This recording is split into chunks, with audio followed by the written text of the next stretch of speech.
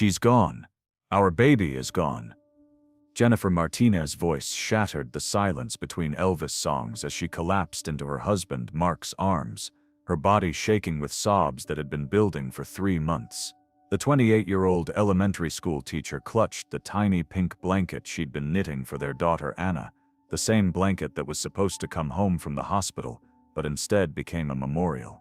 Mark held his wife tighter, his own tears finally breaking through the wall he'd built to stay strong for her.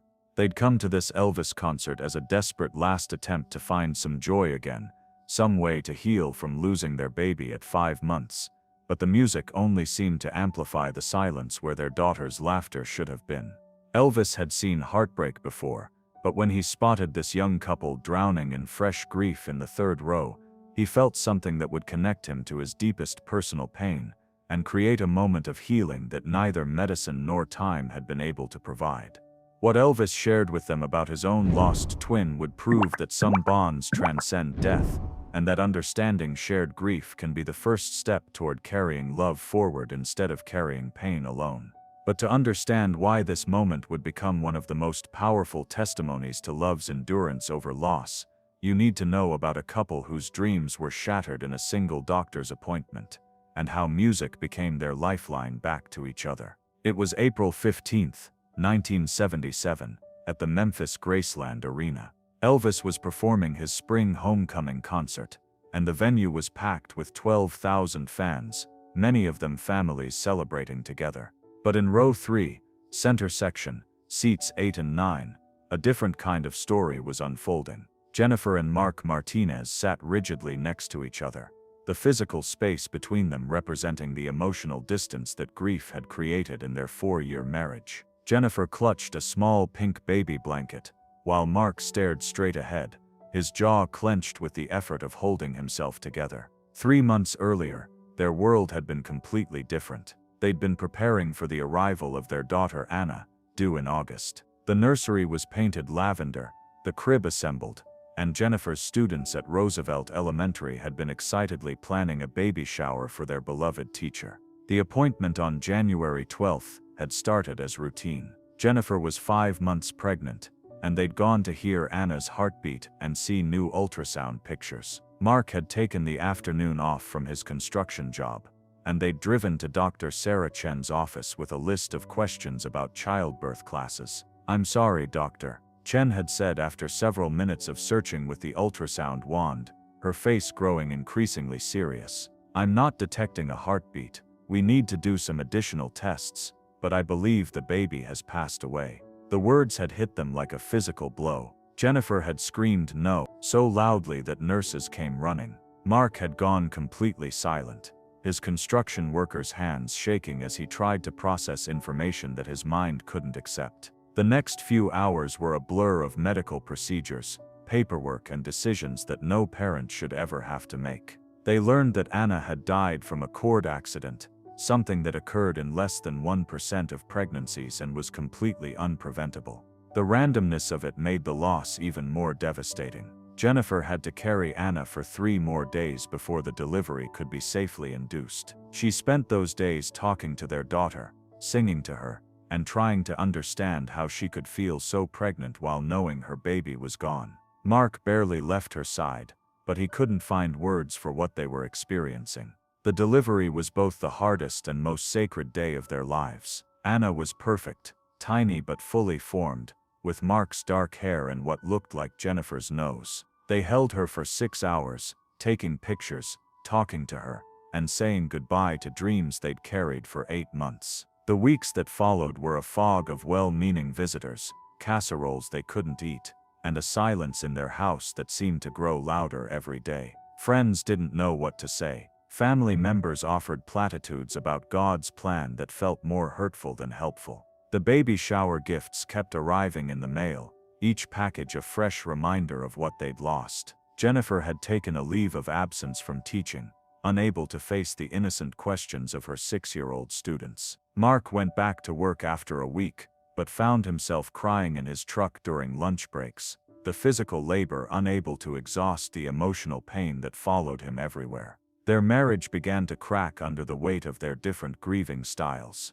Jennifer wanted to talk about Anna constantly, while Mark preferred to focus on practical matters like hospital bills and thank you notes. Jennifer kept Anna's ultrasound pictures on the refrigerator. Mark couldn't bear to look at them. Jennifer wanted to plan a memorial service. Mark thought it would be too painful. She was our daughter, Jennifer had sobbed during one of their arguments. She was real and she mattered, and I can't pretend she didn't exist just because it hurts too much to remember. I'm not asking you to forget, Mark had replied, his voice breaking.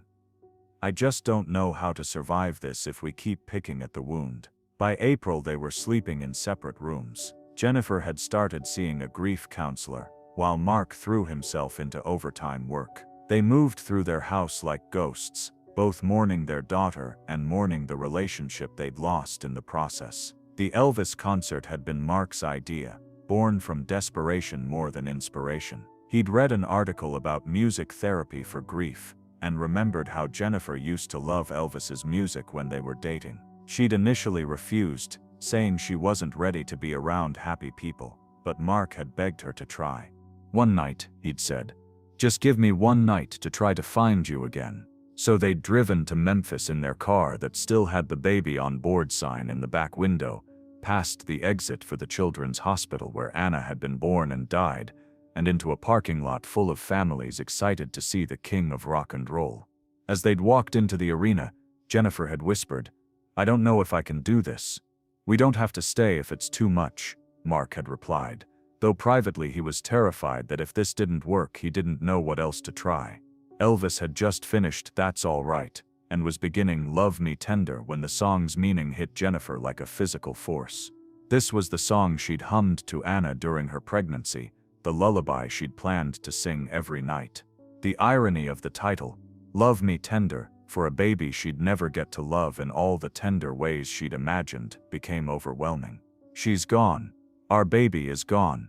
Jennifer's cry cut through the music like a knife through silk. The words she'd been holding inside for 3 months erupted with a force that surprised even her. Mark instinctively wrapped his arms around his wife, his own carefully constructed emotional walls finally crumbling. For the first time since Anna's death, they were grieving together instead of separately. Elvis stopped singing mid-verse. In 20 years of performing, he'd developed an instinct for reading his audience, and something about this couple's pain demanded his attention. Hold on there, folks, Elvis said gently into his microphone, signaling for the band to pause. Seems like we have some folks in the audience who are carrying a heavy burden tonight. The arena fell silent as Elvis walked to the edge of the stage, trying to locate the source of the cry. When he spotted Jennifer and Mark in the third row, both of them crying and holding each other, Elvis felt something shift in his chest. Ma'am, Elvis called out, his voice carrying clearly through the venue's sound system. What's your name? Jennifer looked up, surprised to be addressed directly by Elvis Presley. Jennifer, she managed to say through her tears. Jennifer Martinez.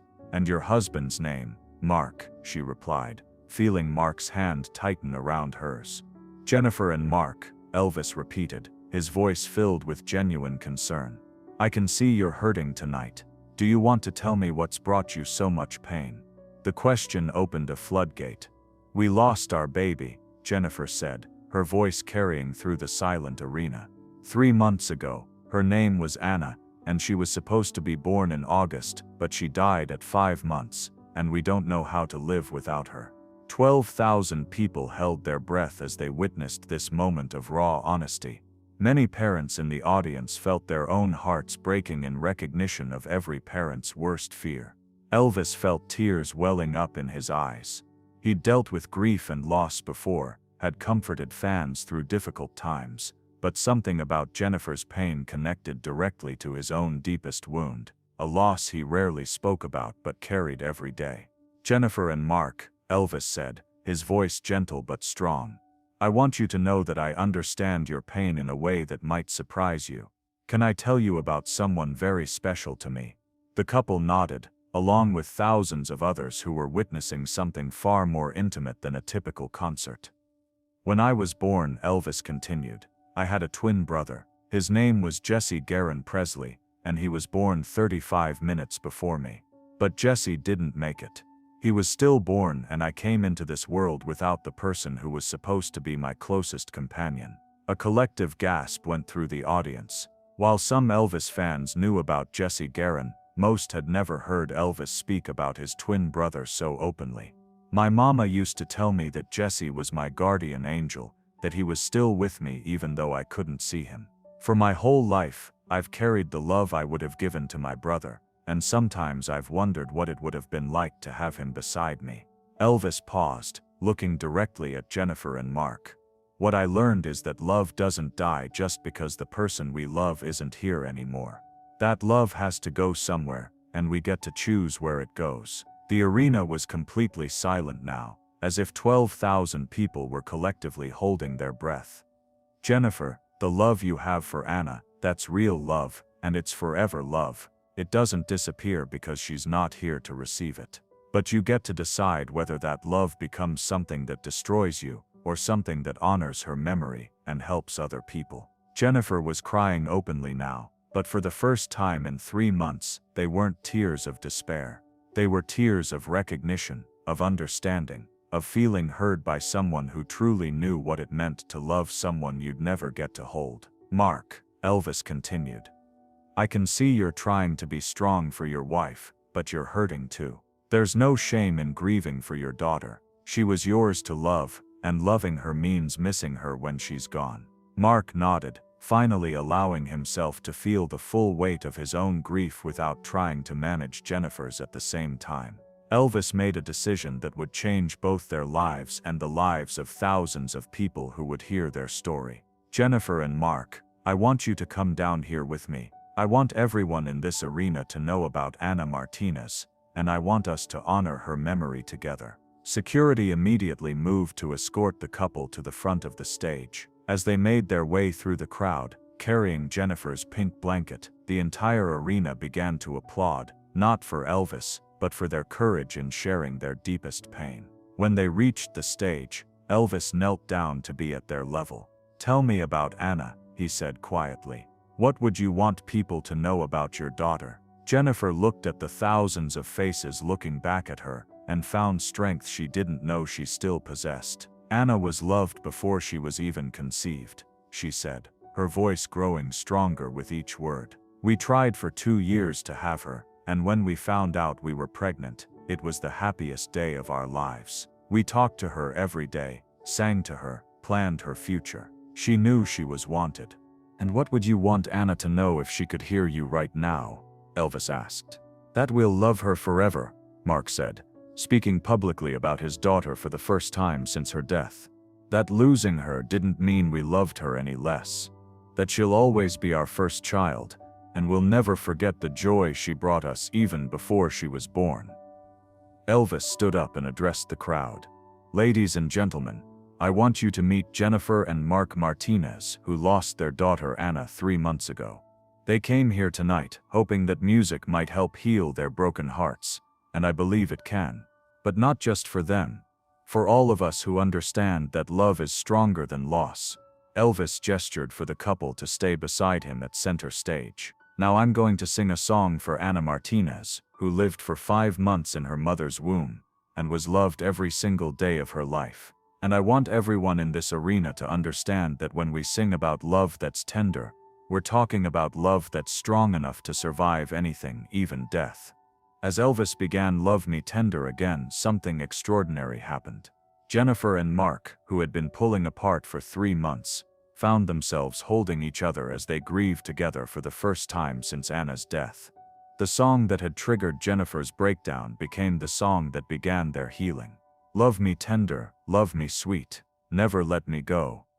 As they sang together, Elvis, Jennifer, Mark, and 12,000 strangers, Jennifer felt something she hadn't experienced in months. The presence of love that was bigger than loss. Not the absence of pain, but the understanding that pain and love could coexist, and that love could transform pain into something meaningful. When the song ended, the arena erupted in the longest standing ovation Elvis had ever received. But it wasn't just for the music. It was for Anna Martinez, for Jennifer and Mark's courage, for everyone who had ever loved and lost, and for the understanding that community could help carry grief when it became too heavy for two people to bear alone. Elvis hugged both Jennifer and Mark before they returned to their seats. "Thank you," he whispered to them. "Thank you for reminding me why music matters, and thank you for showing all of us that love is the only thing stronger than loss." As they walked back to their seats, Jennifer and Mark were no longer the same broken couple who had arrived at the concert that evening. They were people who had found their way back to each other through shared grief and discovered that healing didn't mean forgetting.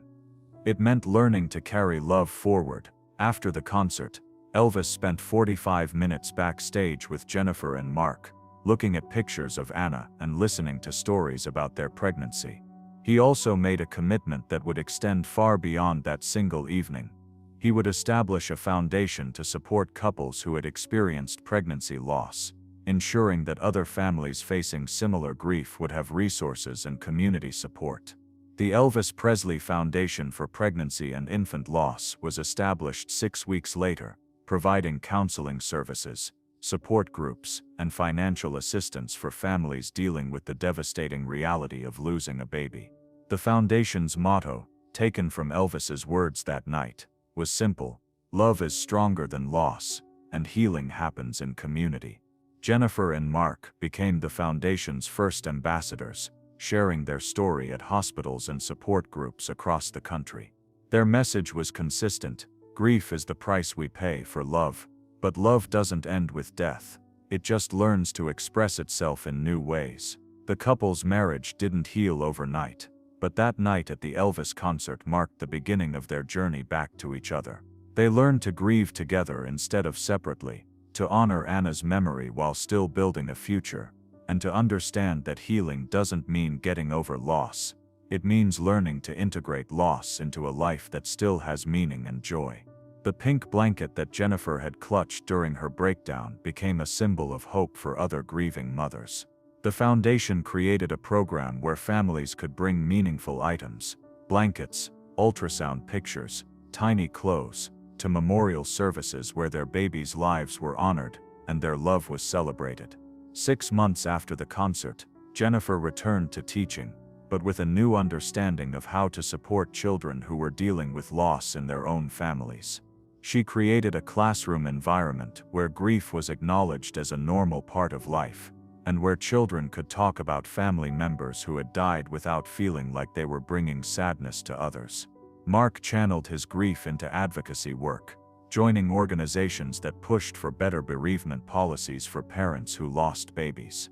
His efforts helped pass legislation requiring employers to provide bereavement leave for pregnancy loss, recognizing that the death of a baby, regardless of gestational age, represents a profound loss that deserves acknowledgement and support. The story of Elvis, Jennifer, and Mark spread throughout the medical community, becoming a powerful example of how acknowledging grief and providing community support could facilitate healing. Hospitals began implementing programs that honored babies who died before or shortly after birth, understanding that these children were loved and their lives had meaning. Dr. Patricia Rodriguez, a specialist in maternal fetal medicine at Memphis General Hospital, began using the Martinez story in her training programs for medical staff. What Elvis did that night was what every healthcare provider should do, she explained. He acknowledged their loss, honored their child, and reminded them that their love was real and valuable. That's the foundation of compassionate care. The ripple effects continued to expand throughout the grief counseling community. Therapists began incorporating music therapy into their work with bereaved parents, understanding that sometimes healing required more than just talking. It required a way to express emotions that were too big for words. Religious communities embraced the Martinez story as an example of how faith and grief could coexist. Many churches and synagogues began hosting memorial services specifically for babies who had died before or shortly after birth, providing parents with a way to publicly acknowledge their children and receive community support. The entertainment industry was profoundly affected by Elvis's decision to share his own loss so publicly. Other celebrities began opening up about their experiences with pregnancy loss, helping to normalize conversations about a topic that had previously been considered too private or painful for public discussion. Country music singer Dolly Parton wrote a song inspired by the Martinez story called "Love Goes On," which became an anthem for grieving parents. The song's message, that love continues even when the beloved is gone, provided comfort to millions of people dealing with various forms of loss. The academic community began studying the Martinez case as an example of how public acknowledgement and community support could facilitate post-traumatic growth. Research showed that couples who received community support and whose losses were publicly acknowledged showed better long-term outcomes than those who grieved in isolation. International organizations focused on pregnancy and infant loss began adapting the Foundation's model for their own countries. The Elvis method, combining personal storytelling, community witnessing, and ongoing support, was implemented in support programs from Australia to the United Kingdom. The medical community made significant changes in how they approached pregnancy loss. Hospitals began offering more comprehensive bereavement services, including memory-making opportunities, professional photography, and ongoing counseling support. The understanding that pregnancy loss represents a significant trauma requiring professional intervention became standard practice. Insurance companies, influenced by advocacy work, partly inspired by the Martinez story, began providing better coverage for mental health services related to pregnancy loss. The recognition that grief counseling was medical care, not a luxury, represented a major shift in how society understood the impact of baby loss. Educational institutions began incorporating pregnancy loss awareness into their curricula for healthcare providers, social workers, and counselors. The Martinez story became a case study in empathetic care and the importance of acknowledging loss rather than minimizing it. Corporate America responded by implementing more compassionate bereavement policies. Many companies extended their parental leave policies to include time for pregnancy loss, recognizing that parents needed time to grieve and heal regardless of when their baby died. Technology companies developed apps and online platforms specifically designed to support grieving parents. These platforms allowed families to share memories, connect with others who had similar experiences, and access professional support from the privacy of their own homes. The legal community began advocating for legislative changes that would provide better support for families experiencing pregnancy loss. Laws were passed requiring death certificates for babies who died after a certain gestational age, providing legal recognition of their existence and their parents' status as bereaved parents. The Elvis Presley Foundation for Pregnancy and Infant Loss continued to grow, eventually expanding to provide support for all types of pregnancy and infant loss, including miscarriage, stillbirth, and SIDS. The foundation became a model for how celebrity influence could be used to address serious social issues and provide real support for people in crisis. 20 years after that night in Memphis, Jennifer and Mark Martinez had helped thousands of families navigate pregnancy loss. Their marriage had not only survived but had become stronger through their shared commitment to helping others. They eventually had 2 more children, whom they raised with stories about their big sister Anna, and an understanding that love creates bonds that transcend physical presence. Jennifer returned to school to become a licensed counselor specializing in pregnancy loss, while Mark became a full-time advocate for improved bereavement policies in the workplace. Together they created a model for how couples could transform their grief into service that honored their child's memory while helping others heal. The pink blanket that Jennifer had clutched during her breakdown was eventually donated to the Foundation's memory collection, where it became part of an exhibit honoring babies whose lives were brief but deeply meaningful. Visitors to the exhibit often left flowers, notes, and their own mementos, creating a community memorial that acknowledged the reality that love doesn't require length of time to be profound. Elvis himself was permanently changed by his encounter with the Martinez family. He began incorporating more personal stories into his performances and paying special attention to audience members who seemed to be struggling with loss. His willingness to share his own pain about Jesse Garon opened up new depths in his artistry and his connection with fans. The Memphis concert venue where the encounter took place, eventually created a permanent memorial section dedicated to families dealing with loss. The Anna Martinez Memorial section provided reserved seating for bereaved families attending events, acknowledging that sometimes people need community support to re-engage with joy after experiencing profound loss. Today, more than 45 years after that April night in Memphis, the story of Elvis, Jennifer, Mark, and Anna continues to provide comfort and guidance to families facing pregnancy loss.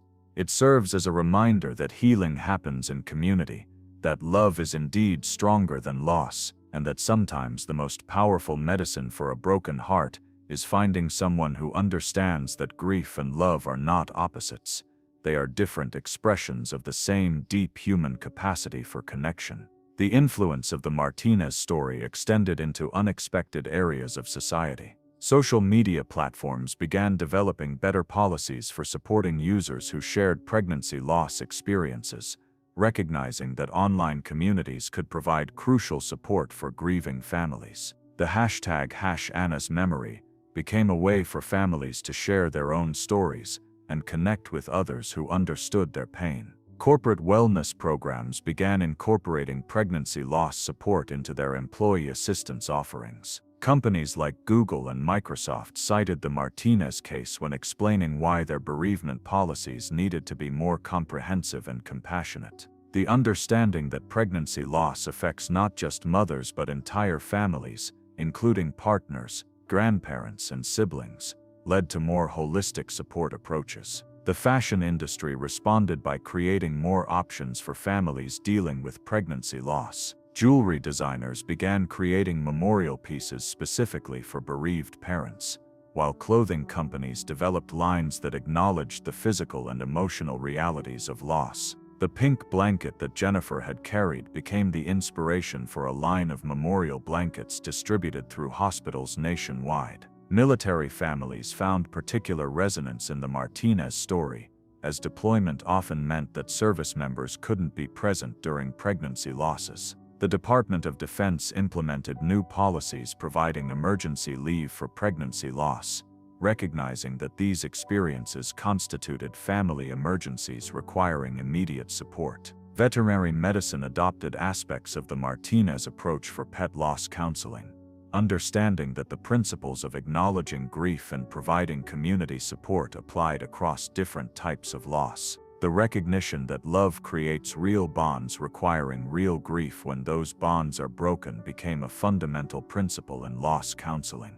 The Martinez Foundation expanded internationally, with chapters opening in over 30 countries. Each chapter adapted the core principles to local cultural contexts while maintaining the central message that love transcends loss and healing happens in community. The global reach of their story demonstrated that pregnancy loss was a universal human experience requiring universal compassion. Research institutions began studying the long-term effects of the community support model pioneered by the Martinez case. Studies showed that families who received immediate community acknowledgement and ongoing support demonstrated significantly better mental health outcomes and stronger family relationships 5 years after their loss. The music therapy profession was fundamentally changed by the Martinez encounter. Training programs began incorporating pregnancy loss counseling into their curricula, and music therapists developed specialized protocols for working with bereaved families. The understanding that music could access emotions too deep for words became a cornerstone of grief counseling practice. Publishing companies began commissioning books specifically addressing pregnancy loss, recognizing a previously underserved market of families seeking resources and understanding.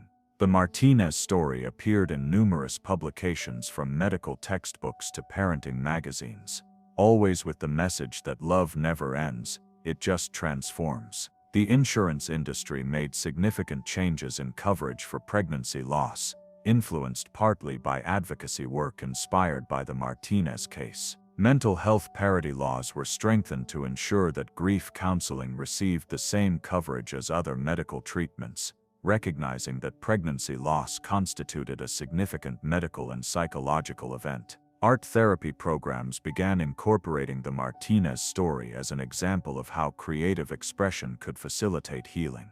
Art therapists developed specific protocols for helping families create meaningful memorials and express emotions that were too complex for verbal communication alone. Legal advocacy organizations used the Martinez case to push for legislation protecting families from discrimination based on pregnancy loss. Laws were passed preventing employers from retaliating against employees who needed time off for pregnancy loss, and healthcare providers were required to offer comprehensive bereavement services. The childcare industry developed new protocols for supporting families who had experienced pregnancy loss, understanding that returning to normal activities often required additional support and flexibility. Daycare centers and schools implemented policies acknowledging that families might need different types of support during their grief process. Financial planning services began offering specialized advice for families dealing with the economic impact of pregnancy loss. The recognition that medical bills, funeral expenses, and lost income created additional stress during an already difficult time led to new financial products and services designed specifically for bereaved families. Transportation companies, inspired by the Martinez story about driving past the hospital where Anna was born and died, began training employees to recognize and respond compassionately to customers who might be dealing with loss. The understanding that routine activities could become traumatic triggers led to more sensitive customer service approaches. The Martinez story influenced urban planning and architecture, with hospitals and medical centers designing spaces specifically for families dealing with pregnancy loss. These spaces provided privacy, comfort, and beauty during some of life's most difficult moments, acknowledging that physical environment could support or hinder emotional healing. Emergency response services developed new protocols for supporting families experiencing pregnancy loss, understanding that these situations required different approaches than other medical emergencies. Paramedics and emergency room staff received training in compassionate communication and immediate bereavement support. Technology companies developed virtual reality applications allowing families to create and visit memorial spaces for their babies. These digital memorials provided a way for geographically separated family members to grieve together, and for families to have a dedicated space for remembering their children. The Martinez case influenced government policy at federal and state levels, with lawmakers introducing legislation requiring healthcare providers to offer comprehensive bereavement services and ensuring that pregnancy loss was covered under family leave policies. The recognition that pregnancy loss constituted a legitimate medical and emotional crisis requiring societal support represented a significant shift in public policy. Today, the principles pioneered by Elvis, Jennifer, and Mark Martinez continue to influence how society approaches pregnancy loss and grief support. Their story reminds us that healing happens not through forgetting or moving on, but through community acknowledgement, ongoing support, and the understanding that love creates bonds too strong for death to break. Have you ever found healing through unexpected understanding during your darkest moments? Share your story in the comments below, because just like Jennifer and Mark discovered that night in Memphis, sometimes the most profound healing comes not from forgetting our pain, but from finding people who help us understand that love never dies. It just learns to express itself in new and meaningful ways.